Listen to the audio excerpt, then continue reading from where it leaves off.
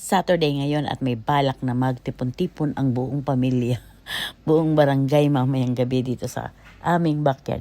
So ako naglinis ako dito sa backyard, tapos yung anak ko dun sa front yard. Pero mamaya siya pa rin ang maglilinis. So pagkatapos ko maglinis, napagod ang lola at kumain ng tanghalian. So yung anak ko naman na andun sa, ayun, napagod din, ayun. Napagod din, naghilay-hilay muna dun, higa-higa muna kasi tapos na kami maglinis na. Ilalabas na lang yung mga upuan na at saka para bumili ng mga iihawin. So hindi pa naman kami umaalis, andito rin kami sa trampoline. Sabi ko subukan kong gamitin yung bola sa trampoline, hindi pala pwede, para akong nasa tsunami, nakakahilo lalo.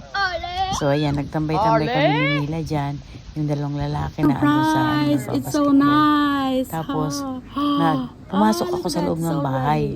Paglabas ko, ganyan na, inayos na pala, nilagay ng anak ko isang lamesa, tapos nilagay ng bubong, kasi niready na yung mga upuan, kasi mag-bonfire mamaya.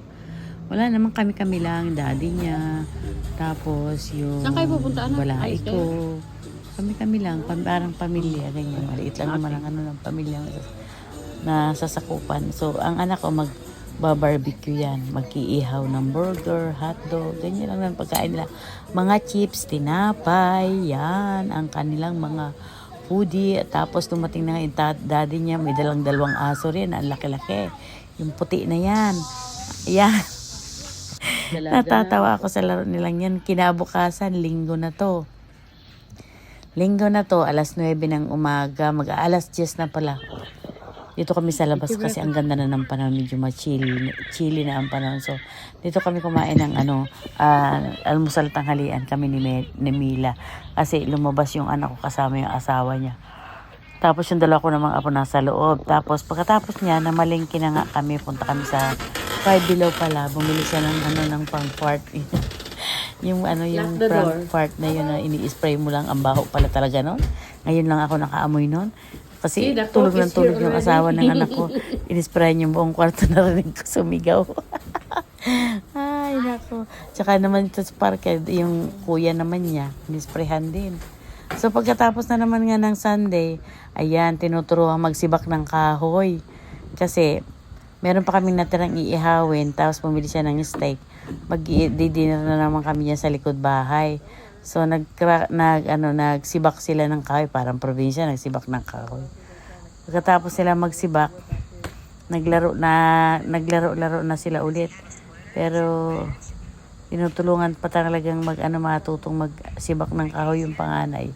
Medyo naman yung panganay, pero yung lalaking bunso, takot yun, mahina ang walang grip ang kamay, kaya medyo natatakot kami sa kanya. So pagkatapos nila magsibak ng kahoy, naupo na, naglaro na naman siya. Yung anak ko yan, mahilig maglaro yan sa mga aso.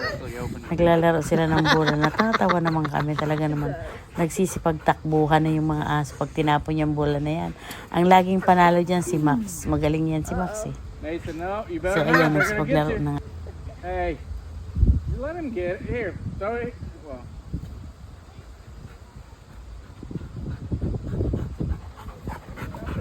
Oh! Russell, yay! Hey! Last one, then you gotta take a break. Get it, Roscoe. Alright, that's good for now. It's the winner.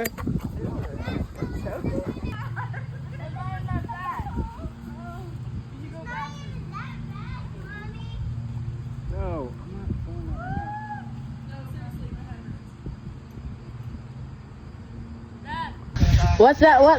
What's that? The disappear thing? What is that? Name the game? It's fine. I don't know. It's disappear. We're gonna make it disappear. This is a magic trick. So come here. Stand up here. Okay, guys. Put that on top of you. Yeah. Okay. We're gonna just pray.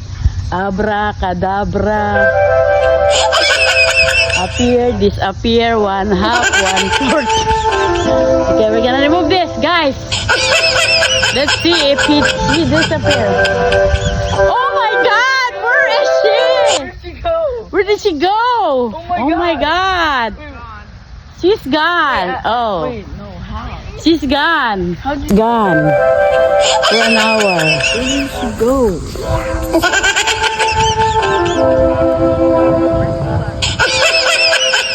Bring her back. Abracadabra. 1/2, 1/4. Jalan, you're back. Now you see Mila. Bo, why are you in my face? Boy, your breath stink. Go to the bathroom and get some toothpaste. You crusty, you musty, you dusty, you usty. Change your shoes. What are those? Next.